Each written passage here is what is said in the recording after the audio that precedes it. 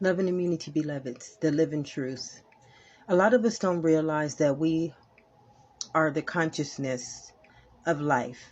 Without this consciousness that makes the heart beat, that makes his body move, that makes the blood flow through this body, there would be no form of life.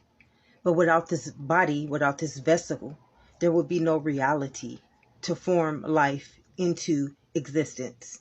And a lot of us don't realize that we are the spirit of life. And the spirit is what makes reality living. Without this spirit, or without this consciousness, or without this energy, whatever you want to call it, it's just a trinity, there would be no form to life or no reality. There would be nothing we can see. There would be nothing to believe or to understand this life without the consciousness turning itself into a form called matter. So anyways, beloveds, the truth is, truth cannot live outside of itself. So I want to give you a beautiful example. Truth can't live in a book.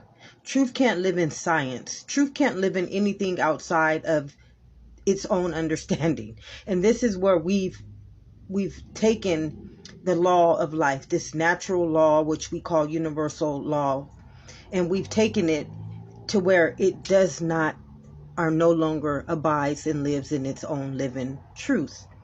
And for anyone to understand what truth is, they have to be the embodiment of truth. Okay, without this vessel, we wouldn't even know what life was. Without this body, the true living truth, the only truth and nothing but the truth, so help us God's, which is this beautiful, beautiful body. We would not understand anything, beloveds, without the living truth, and that's the body.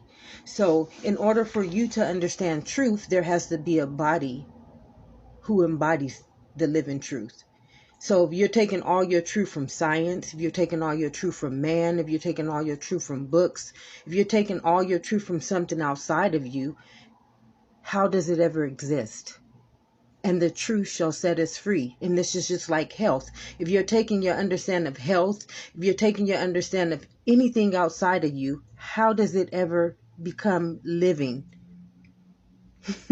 This is the most beautiful understanding that any of us can comprehend, and yet we have a whole collective humanity who's seeking everything outside of their very own existence, outside of their very own truth. How do you find grace unless it's you? How do you find love unless it's you?